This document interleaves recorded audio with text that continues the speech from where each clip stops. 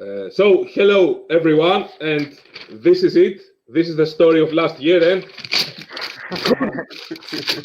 good riddance. Go away. Hello everyone. Hello Alex. Hello Bura, and hello Kyle Hines, the first guest of our EuroHoops show for the new year. It's an honor, Kyle, that you are the first guest for the show of 2021.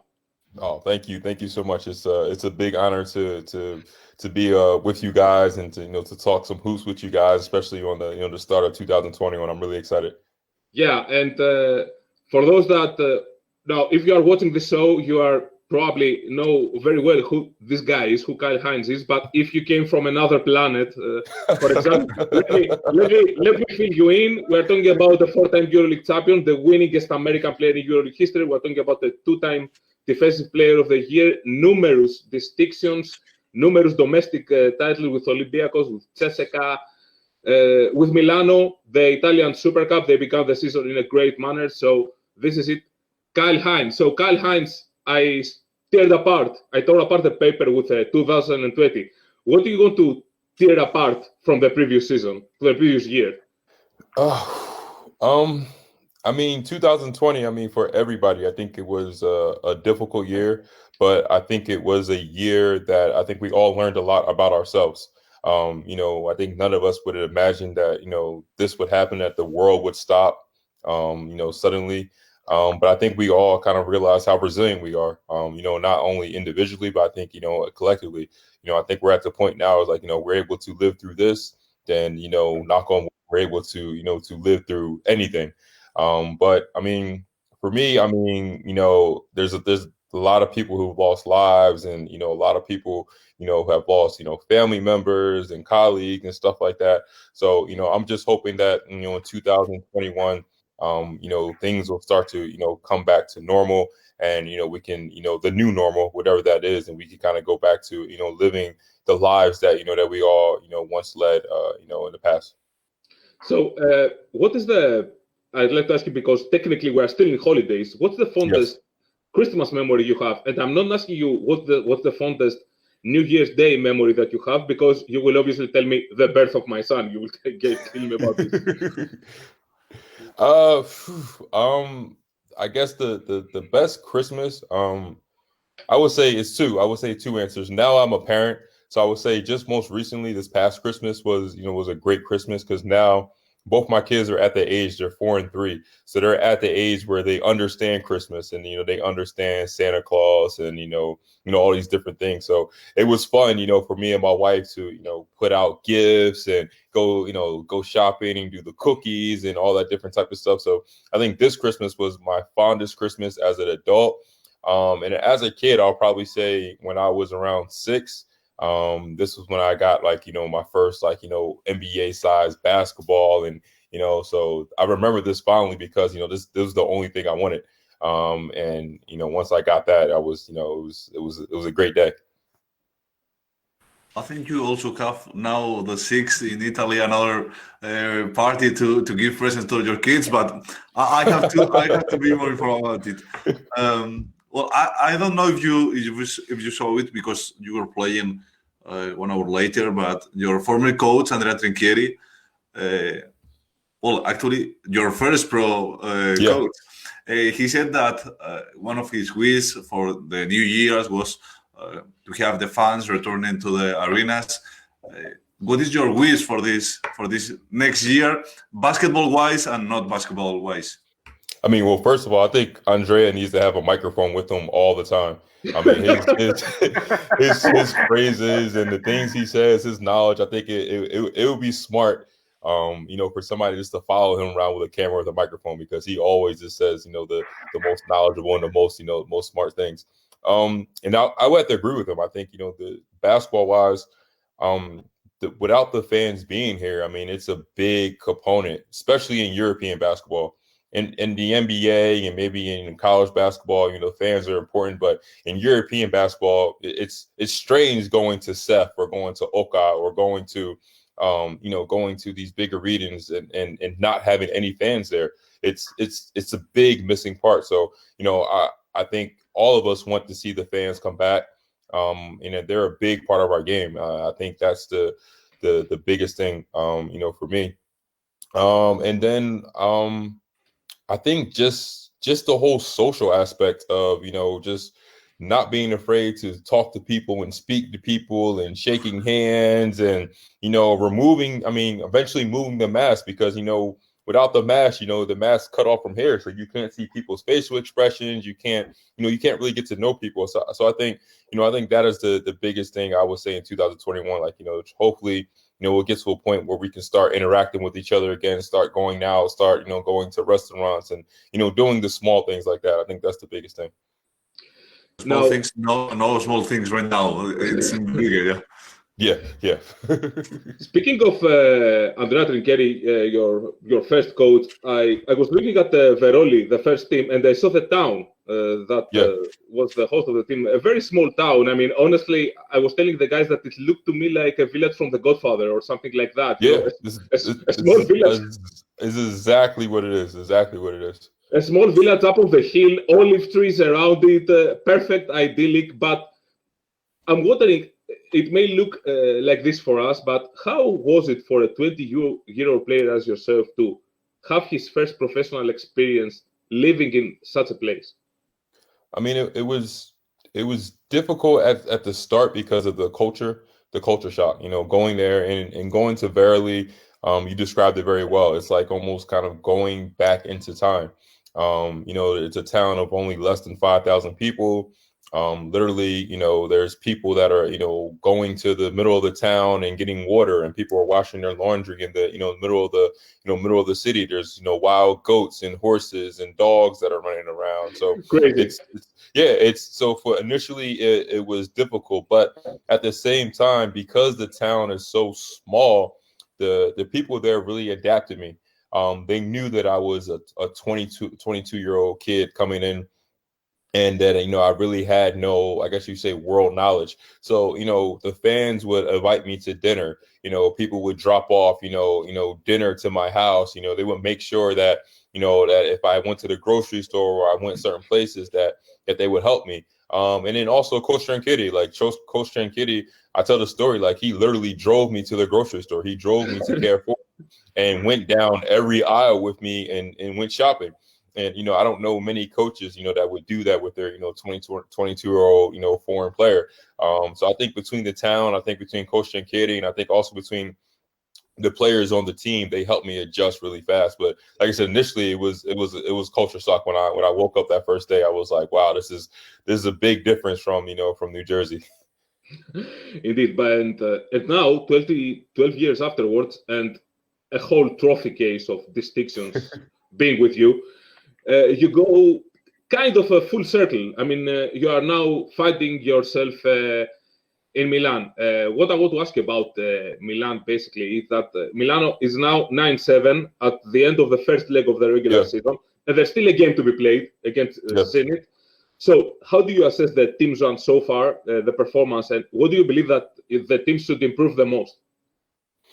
So I think for us, the season has been, it's been, I guess you could say, fair compared to the things that we've been through as a team. The initial part of the season, we had injuries where we didn't have Malcolm Delaney, we didn't have Kevin Punter for the beginning part of the season. And then we went through this almost 2 or 3 week period where we didn't play any games, because, I think at the time we were playing Zenit, and they had COVID, and the next week we were supposed to play Alba and they had a COVID scare. And then the next week we had a COVID scare. So I think if you put all that into it, in the games that we have played, other than Olympiacos, they've all been fairly close.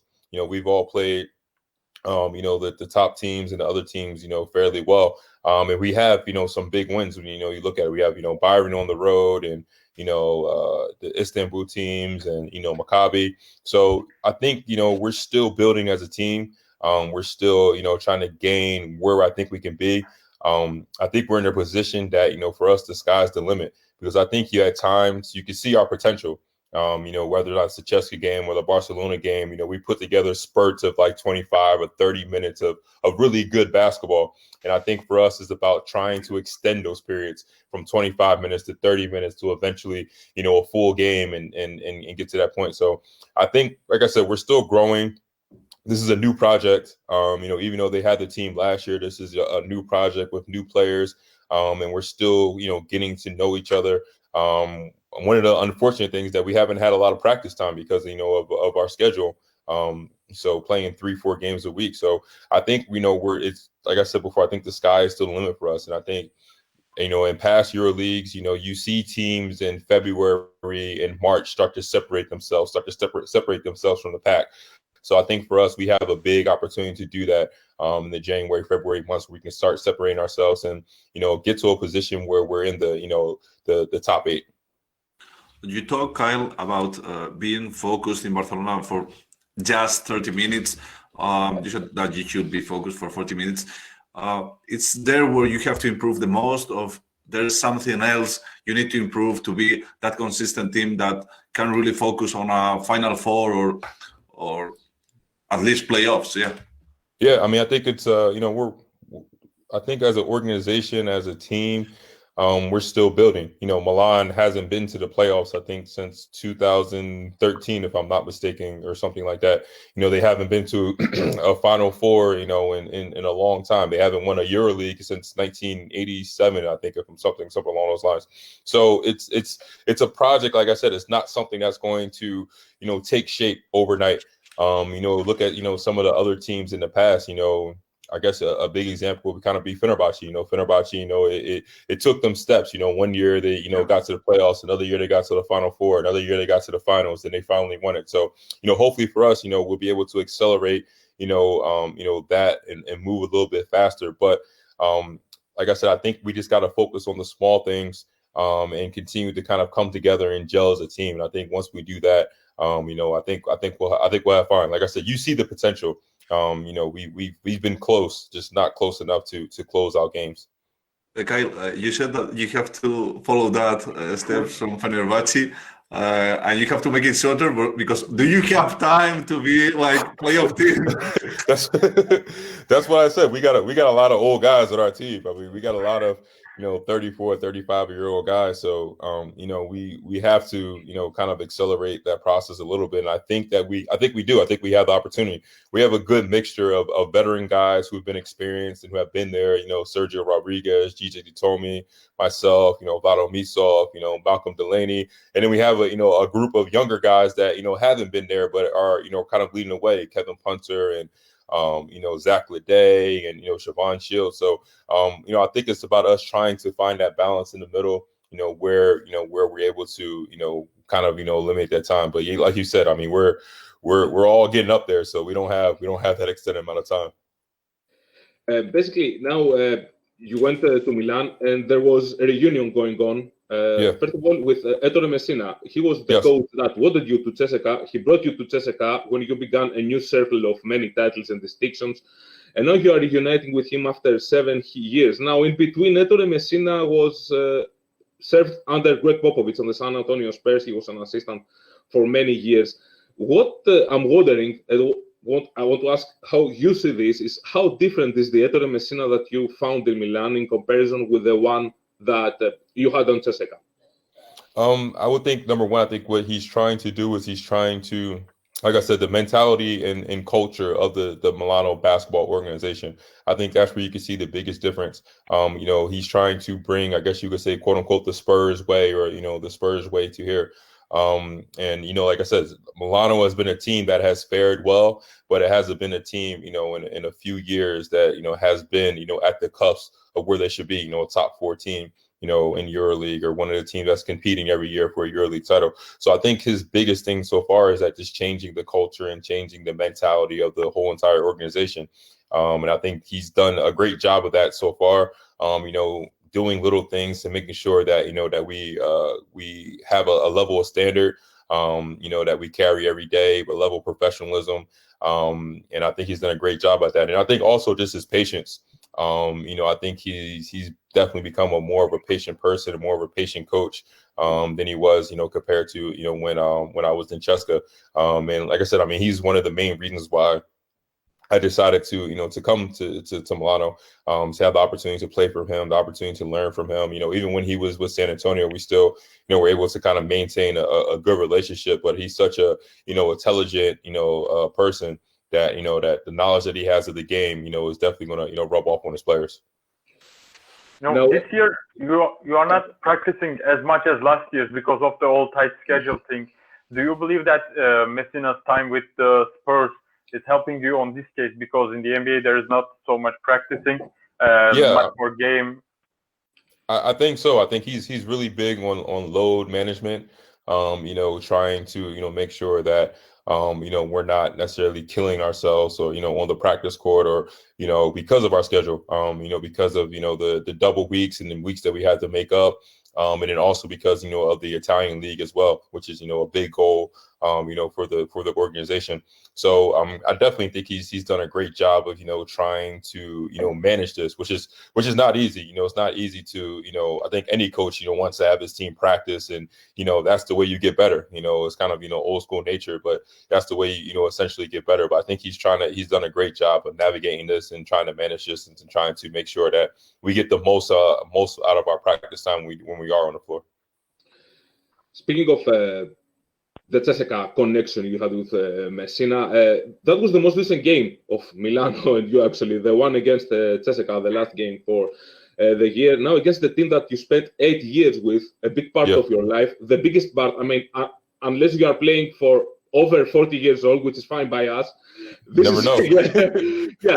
This is most likely the team that you spent the most time of your career, CSKA. So how was it facing that former team of yours, the organization that you spent such a long part of your life with? Yeah, I mean, I think when my career is over, I think that I would probably be most known for my moments and my times and my playing at Cheska, which is, fine by me, because I had so many great moments, so many great experiences there. Cheska has, is for me almost my home team, because, I spend so much time there. Moscow was a big part of, my family and my friends, of my career. So, it was definitely strange in the beginning because of the way the season ended last year. We never really had that moment of closure. We never really, had that. The season kind of abruptly ended. And then, things kind of went the way they went. So I think initially it was like, almost, I guess you almost equated to as like, bumping into your old girlfriend from high school that you haven't seen, from for a long time, and you guys kind of broke up over the phone, and you never really had that, that initial breakup. That's kind of what, yeah. So you never really met face to face, and you guys kind of, ended your relationship, over the phone or via text message or something like that. So that's how it was initially. But I think for me, I mean, the people at Cheska, the organization, they know, how much, Cheska means to me, how much the organization means to me, how much, they're near and dear to, not only my heart, but my family's heart. And, I think, forever, no matter what, forever, Cheska would definitely be, the place that I identify myself with the most. Is it easier to face that former team of yours, not at their home arena? For example, when you first faced Olympiacos, after phenomenal years with the team, the game was at Piraeus. It was definitely. And there were fans also. Definitely. I think, I mean, it was two elements. I mean, the fact that we didn't have fans definitely, took away, some of the, I guess you say some of the pressure, versus when I was in Piraeus, that first time. And, we had the big, kind of like a ceremony in the beginning. They gave me a picture and all that different type of stuff, and going through all those different emotions. It was definitely a lot different. And then also, I think too, because the team at Cheska is the same, but it's also a little bit different compared to when I was there last year. A lot of the guys that I spent a lot of time with, aren't there. The Corey Higgins, the I mean, Will Clyburn wasn't there, or the Nando DeColos, or, all those different guys that I spent years with, weren't on the team. So it kind of made it a little bit different versus when I was Olympiacos. Billy was still there, Lucas was still there, Papa Nicolau, all those guys were still there. So we still kind of had that, that connection. So it definitely made it easier. And I mean, when I go to Moscow in March, it's the emotion. I mean, it's going to be the same emotions. But like I said, hopefully I have experience in it now, whether or not when I was going to Bamberg or going back to Prayers, so hopefully it won't be as emotional as it was, back before. Well, if you go to the correct locker room, it will be okay. Man, I don't know, man. I don't know. The funny thing about it is, like, and I don't know if my teammates really realize this, but for the first 2 months of the season, when I got to Milan, we get in the huddle and we say Moskwa Cheska. So for the first month and a half, wow. I was sitting there saying, I was coming in, they were saying it's Stemming, and under my head, like, it was because I've been doing it for 7 years. It was almost like, it was like nature. So I was just like Moskwa. I was like, oh damn, I'm not playing for this team anymore. I gotta switch. So it's definitely going to be, weird, going to the visitors' locker room and sitting on the visitors' bench after being, so many years on the other side. Yes, I'm the Spanish guy. How did you stop the urge to passing the red jersey? I mean, once the game kind of went, I didn't even necessarily think about it. It kind of helped that, like I said, I know a lot of their plays. I know their system. So, it kind of helped. And then, also, I mean, they have my guy, Mike James, Mike shoots the ball. So I was, I was more worried about, trying to stop Mike and trying to stop Maratino from playing volleyball on the rim and getting, all the offensive rebounds than, worried about who passing the ball to. I was wanting to ask you, as I'm the Spanish guy here, did Chacho help you with that change from Moscow to now to Milan? Yeah, I mean, I talked to Chacho a lot, during the summer, and then during the period of, when I was making my decision, because he experienced it. He had played, and I mean, technically he hasn't played in Moscow yet, because last season they didn't play in Moscow, but he had experience in this when he played back in Real Madrid for the first time, and how big, of a moment that was for him. And the fans of Madrid. So he definitely helped me out with that. And he just always helped me out, just generally, Chacho, everybody knows him. He's always so positive. He's always so, charismatic. So, just, coming to Milan and just me kind of getting over the nervousness of coming to Milan and being in Milan for the first time. He helped me out. He helped me out with everything, moving my furniture from Moscow to Milan, helping the, as far as the best restaurants, everything. So, I mean, he's definitely been, my guiding light, I guess you could say, here in Italy. A great teammate on and off the court. Yes. He told me before going live that he even got him ham and that stuff, Spanish stuff from. Yeah. He drops off. Every once in a while. His wife and my wife are very close, so every once in a while we get some Spanish jamon, and some cheese that he drops off, and we're my kids and his kids, my son and his daughter are in the same class. So like I said, we're always around each other, always see each other. So, he's, like I said, he's definitely been a big help in my transition here. Before Bura asks the next question, so basically this is a recipe for the champions, I mean, Spanish jamon. And is this a key element to making a champion? Yeah, man, it's Spanish jamon. Once you get a jamon, then you get some wine, and it just starts from there. And you already know once that gets flowing, you help build your chemistry together. So okay, that's the secret behind Spain's doing in basketball anyway. We got it. We can make a study or something like that if jamon really helps you. So yeah, it could be the secret. I was going to ask you about the EuroLeague Players Association. It's a very important organization. What's the biggest goal and the dream of this institution that you have? I mean, I think the biggest goal now is, we want to, try to make sure that the players' rights are protected, making sure that players, are at the forefront of the conversations of the decision makers. Before the Players Association was established, a lot of times decisions were being made without the players having a voice or be able to share their opinion. So I think now that we have an opportunity to have a seat at the table, and we're able to kind of show the power that we have once we're a united group, I think has been evident. I think it's been evident over the past couple of years. You can kind of see the strength of the organization, even though it's still in its beginning stages, that we'll be able to accomplish a lot of things in a short period of time. And I think it's not only going to benefit the players, but I think it's going to benefit the whole entire EuroLeague and European basketball in general. So I think that is our overall goal, is to protect the players. But overall, I think it's the same as everybody else. We just want to see the best brand of basketball possible. And we feel that, if we're able to help the players, and, then we're able to accomplish this.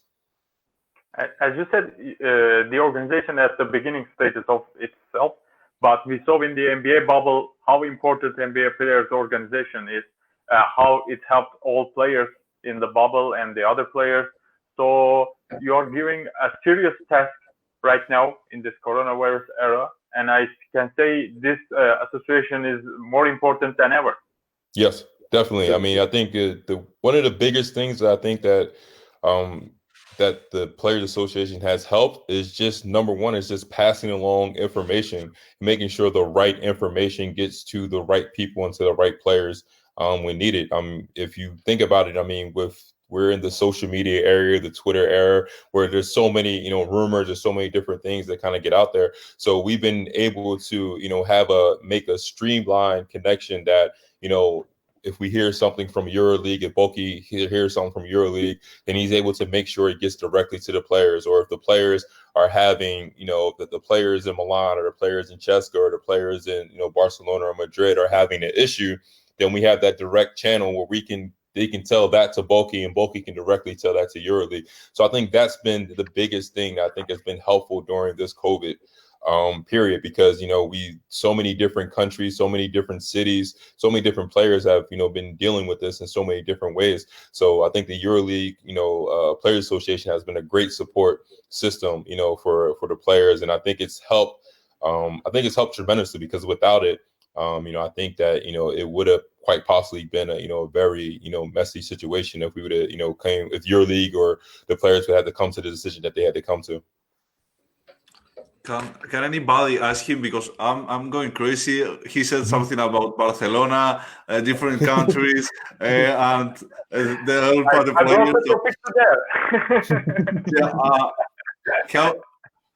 how was that 2 weeks ago, when you have to you check your mobile phone and you see that some team left a player? Yeah. How do you follow that? How do you react as a president? How do you approach that stuff? I mean, first of all, you react just how everybody else reacts. Initially, once I seen the news on Twitter, and I didn't think it was true, or I thought it was more, possibly more exaggerated than it really was. But I think this just shows that, number one, why the Player Association is needed. Why we need to have this type of system in place. And then also, I think it shows that, I would say that the old system is broken. And I think it's time to, start and restart a new system, where these type of issues, where these type of situations, won't occur in the future. Like I said, as a player, I feel for Thomas. I feel for his teammates. More importantly, I feel for the organization, because it's not something that anybody wants to be associated with with our great game. We don't want to get we don't want EuroLeague basketball to have that type of negative light, or that type of negative attention that it got from that situation. So hopefully there'll be some good that'll come out of it. There'll be some positive that'll come out of it, and we'll be able to fix the situation as a whole, so that way no other player or another team will have to deal with that or in the future. Kyle, you said about the European Players Association helping players, especially when it comes to dealing with problems that arise from the pandemic we are living in. Now, how our players are affected by the coronavirus? I mean, what is the main problem that a player faces during the coronavirus crisis? Perhaps a problem that we, the non-players, can't possibly imagine, and it doesn't even go through our mind. I think some of the situations are similar, but I think for us, I think we do have the opportunity to be exposed a lot more, just because we're traveling, yes.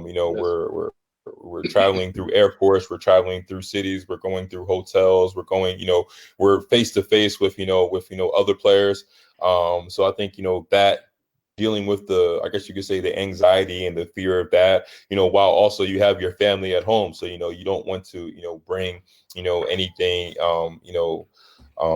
back home to your family or to your loved ones. You don't want to be the reason that, a loved one or somebody close to you, gets sick. And I think it may be small, but athletes in general are a creature of habit.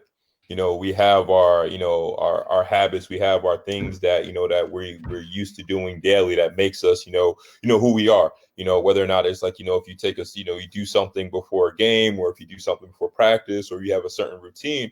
And, because of COVID, we have to almost be a little more adaptable than we were in the past. Whether or not it's, taking, I think for us, we've taken, I think, 10 to 12 COVID tests, in the past, week or something like that.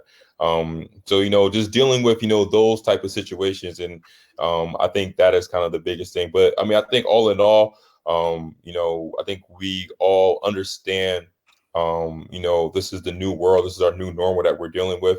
And we have to be able to adapt. And, like I said, not only just because we're athletes, but, just because they're just humans all over the world, we all have to adapt. Okay, Kyle, we have some quick cues for you to close our conversation. Now, you are a 10-year-old plus some months veteran in EuroLeague. You have played so many games, so many huge games. I'm wondering, is there a specific game that you see as a turning point in your career? A game that you feel that it automatically elevated you to a completely different level in 40 minutes? I have one in mind, for example, but I want to. I have two games Okay. that changed. Just so happens that when I was in Bamberg, we were in the same group as Olympiacos. So we played Olympiacos twice. And the first time we played them in Bamberg, we beat them, and I had a really great game. So I think that one is definitely what elevated me, because I think that put me, on the Olympiacos radar. I think they knew about me and they recognized me. So I think without me playing well in those games, then I would have never gotten to Olympiacos. And then I think game 4 of the 2012 when we played Siena in the playoffs. That's exactly the game I had in mind. Yeah. So this game, because it was. I mean, for the backstory, people don't know, Joey Dorsey had a concussion. So Joey Dorsey was the starting center and he couldn't play. So it was going to be the first time, I think, all season that I had started, and that I was going to play, I was going to play majority minutes. And, because of the year before, Siena and Olympiacos had played, it was a fear that, if we went back to Siena, then, we quite possibly, lose the series. So it was like, we had to close out that series, that day. So I think I ended up having a really great game. I played well. We ended up winning. And I think that is what helped elevate me. I think elevate our group, to like I guess you can say, to the next level. I remember this game vividly, and honestly, I had this game in mind when I made you this question, because it seriously is one of the most memorable performances I have ever seen from a player in EuroLeague. Because thank you.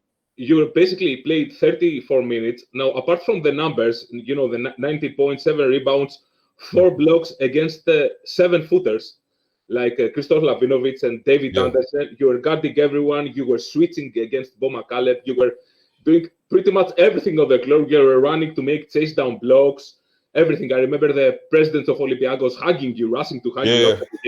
And it's exactly the fact that you said, because you were coming from a blowout win in Game 3. And what happened in 2011 was that Olympiacos had a blowout win in the first game, and then that's the reality. They, in a way, choked.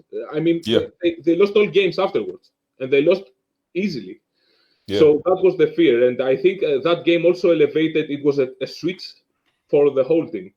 Yeah, I agree absolutely, because we all had that in the back of our minds, knowing, you know, even though some of us weren't there, but we all we heard the stories, you know, going into that game, and we were like, you know, this is the game we had to close out, and I think winning that series, you know, gave us the confidence to go into the Final Four, and be able to, you know, ultimately win the title. As a two-time EuroLeague Defensive Player of the Year and 10 years veteran, who has been the toughest player that you have to guard it? Considering the fact that you have guarded 7-footers, you stood over guards, you have guarded the stuff pretty much a player of every size, speed, and strength there is in EuroLeague. I'm really trying to think. No one. I mean, the political answer would be no one. That'll be my presidential debate answer. Would be no one. I don't fear anyone. You have to give us at least 2 names. I mean, please. You have to give us 2 names, that players that give you the most trouble. I always say I always go with Brian Dunstan. Just because me and him are cut very the same. You know, we're, you know, similar build. We're both undersized centers. You know, so it's like sometimes when I play against him, it's almost sometimes like looking in the mirror. So I think, you know, I think him for sure. I'm trying to think who else. Sofo, big Sofo. Really? I think just because he's such a unicorn, where there's no other player like him. So, you know, you don't have, it's not like you can practice or, you know, have any other experience. So I think, you know, playing against him, you know, I enjoy playing against him. I love, he's like one of my favorite players to play against. But I think just playing against him, because you know that even though at the time he was only playing maybe 10 to 15 minutes, but you know for those 10 to 15 minutes, he was going to get featured. They were going to try to get him the ball as many times as possible. So you know that you had to, you know, be aggressive and try to stop him. So I think, you know, for me, those two. Another, I mean, I would just say Mike James. You know, last year I grew a bigger respect for him. Seeing him practice every day and going against him in practice every day and seeing his offensive abilities, you know, I think he's as he's shown this year, and I mean he's an incredible offensive player, incredible offensive talent. And then recently, I think Tavares, just because I mean he's the same, he's a unicorn in his abilities. I mean, there's not too many players, not too many human beings that are walking around his size with his abilities, you know, with his quickness, with his, you know, coordination. So, you know, I think those will kind of be the top names, I guess you can say. See, you found 4 players. What was so difficult in this question? I mean, yeah, again, I guess it was more just like the Turkish edition, the Spanish edition, and the Greek edition. I covered all bases. Like, look at that. You're looking for us, Kyle Hines. Now, the second to last question I wanted to ask you, because you've been already with us for 40 minutes, and thank you for this, is I remember Vasilis Panoulis, your former teammate Olympiacos, saying that, you know, basketball is a game with many joys, but also many sad moments, and sometimes the defeats and the sad moments are more than the joys. We lose more games, more finals than the ones we win.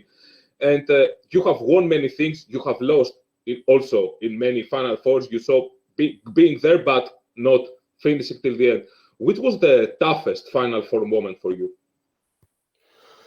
I would say I'm gonna go 2. I'm gonna go with the 2014 Final Four in Milan when I came to Ceska. Just because it was my first time experiencing a defeat in a Final Four. Yeah, so I saw, you know, I my first 2 years, like I said, the Final Four, you know, even though the games are difficult, we win. So, you know, I've only experienced, you know, triumph feelings, great feelings. during this time. So that was definitely just because, like I said, it was my first time experiencing a loss. And then the 2018 Final Four in Belgrade, because the backstory of that whole season, we were pretty much in first place. We had wrapped up, I think, the first position within like 3 or 4 games remaining, and then I get injured and Nando gets injured.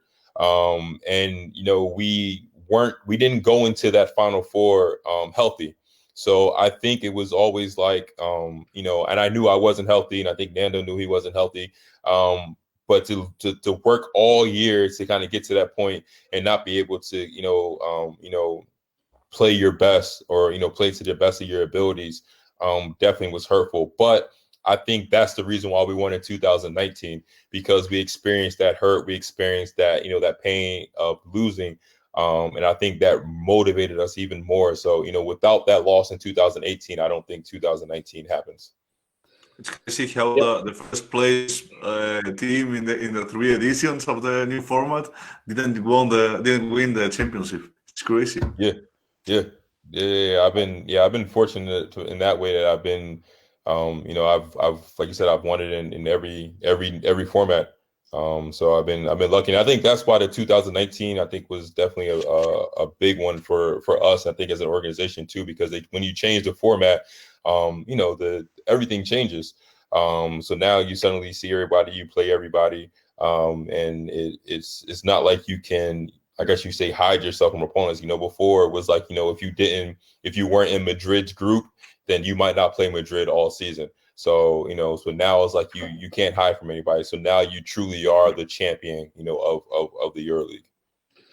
Wow. So, Kyle, thank you for being with us. Alex, this is something you want to ask him? Because no, the last question we had, do you want to do it or are we Sure. done? Yeah, sure.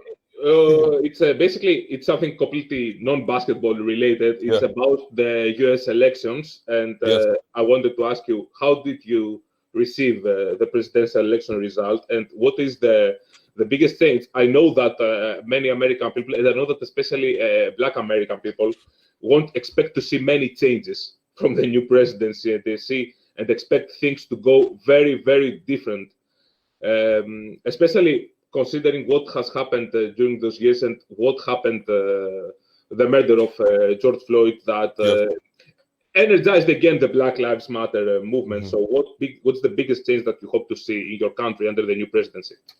I definitely was happy that Joe Biden won. I think it was something that was necessary.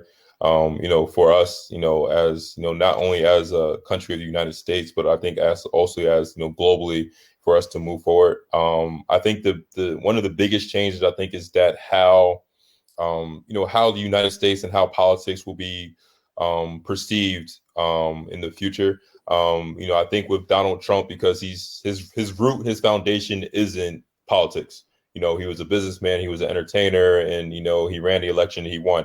So I think with Joe Biden in office, I think you'll see some of the standard, what you expect of a politician or of a world leader. So I think those will be one of the biggest changes. And the biggest thing I can hope is that right now as a country, in the United States, there's a clear divide. Either you're on one side or you're on the other side. So hopefully, over the course of these next 4 years, we can start to eliminate that divide, and start to come together as a whole, as one country. And that's the only way that change is going to be made. Whether or not it's from the Black community or any community, we have to kind of lift down, knock down that wall and start to talk and start to interact with each other. And that's my biggest wish, and that's my biggest hope for the next 4 years. And hopefully that'll occur. Hopefully that will occur. Okay, Kyle, thank you very, very much for being here with us, and I hope we didn't tire you at all. Because no, anytime. I love talking to you guys. So anytime. Thank you very much, Kyle. Now, what's your next game with Milan? So we play. I want you to say it, for example. So our next game is we play Pesaro tomorrow in the Italian League, and then we go to Madrid, where we play Real Madrid, which will be a big game for us, and also a big game for them. We won at home, so it'll be an opportunity for us to sweep. I guess you say sweep the series. But I know it's going to be a tough game. It's going to be a battle game. Madrid plays really, really well there, and they've been playing well. Recently. So it's gonna be a fun game, and I love going to Madrid. It's one of my favorite places. We will welcome you. Yeah. So I'm looking forward to it. And the matchup, and another matchup against Eddie Tavares. That is one of the matchups to see. One of the things to focus on EuroLeague basketball is Kyle Hines and against Eddie Tavares. Reminder that Milano is 11-1 in Italy. They are dominating the standings. And in EuroLeague, we said at the beginning, Milano so far is 9-7. They still have one game to play from the first leg of the regular season, and they are in the playoff zone. So, Kyle, thank you very, very much for being with us. We really, really appreciate it. Happy New Year to you. Happy New Year to your family. And we'll see you again, hopefully, in a Final Four. Hopefully. Yes. In a place where we can be also. Yes. Happy New Year to all you guys. I hope you guys stay safe, remain healthy. Your family, your friends, stay safe, remain healthy. All the fans, all the viewers that are watching, we miss you all. We look forward to hopefully seeing you on the court very soon. Thank you very much, Kyle. That was Kyle Hines, the first guest of 2021. And honestly, guys, I think it was one of the best conversations we ever had in the EUROHOOPS Live Show. I don't know if you agree. Thank you. Yeah, for sure. Kyle, if you want, you can disconnect. We don't want to keep you any longer. Oh. if you want to stay with us, if you want, you can. I can talk to you guys all day long, but I know my wife and my kids are in the other room, and I know they're itching for me to get in there. So anyway. So basically, that was it from Kyle Hines. He said many interesting things about everything, I think, basketball related, non-basketball related, about the work he's been doing with the EuroLeague Players Association. And yes, what basically I wanted to ask you guys is what the one thing that you want to forget from 2020 and your basketball resolution from 2021, just to finish our conversation. Well, first of all, okay. Clear answer. That's the clear answer that you want to leave behind. For sure. It shook me a lot. He is my idol. He is the one that made me interested in basketball. The thing that happened is so devastating. I still can't forget about it. So for sure, I want to forget that tragic incident. I don't know if you guys have another answer, but well, for me, I have to say I want to go with Spanish basketball. It was sad how Toko Sengelia left Baskonia because I think he deserved to celebrate with fans in Vitoria that they had in Valencia. So that's the good and the bad thing I have from the 2020 because there were no fans to end the Spanish league, one of the 3 leagues in Europe that were ended. It was kind of sad. And of course, for the next year, same as Andrea Trinchieri, have fans with us in the stands because some of us are lucky we can go to some games, but we want the fans to be there as well. Yes, this is the one thing. There are so many things that I want to forget from 2020. It's incredible. Of course, Kobe Bryant's death and the fact that basketball ended in an abrupt way in EuroLeague. We didn't see a Final Four, and this is one main resolution: is this to finally see things happening in a normal way, in a way that resembles some sort of normality. And what I mean by normality is, well, first of all, I hope to see a EuroLeague champion. That's it. I want to see EuroLeague champion because you saw what Kyle Hines said before. I mean, it was really struck back. It wasn't only Kyle Hines at CSKA that obviously they aimed to win the back-to-back championship titles. We heard Ergin Ataman and Shane Larkin and Anadolu Efes saying that they didn't have the opportunity to translate their great season into a great performance in the Final Four. Everyone hated the fact that we didn't have a season ending. Now, on my New Year's resolution, I don't know, there are so many, but basically, what Andrea Trinchieri, you should always have a microphone with you, Andrea Trinchieri, as Kyle said. Covers me as well. So I don't know if there's anything in specific you guys want to add for the first show of our new year. I hope all of the following ones will follow the same lead, as Kyle Hines did. It will be incredible to make some shows in a similar way. Yes, I think Kyle Hines spoke for all of us in a way for the New Year's resolution. He covered many of our resolutions as well. So it's getting dark to where I am, and I think Konstantinos will begin to scream. This is how long the show took, and it's beginning to go dark, I think, in your places. So that was it for our first show of 2021. I believe it went well. I hope you guys, our viewers, and the EuroHoops fans and basketball fans enjoy it. We will see you next week with also with a special guest that will be a surprise. We'll notify you during the week. Until then, Happy New Year to everyone. Leave behind 2020, send it to the garbage can, and keep anything you wanted from this year. If there was anything pretty for you, I hope there was in this overall ugly year. And stay safe, and I wish you all the best for the new year. Goodbye. See you next Saturday. Bye, guys.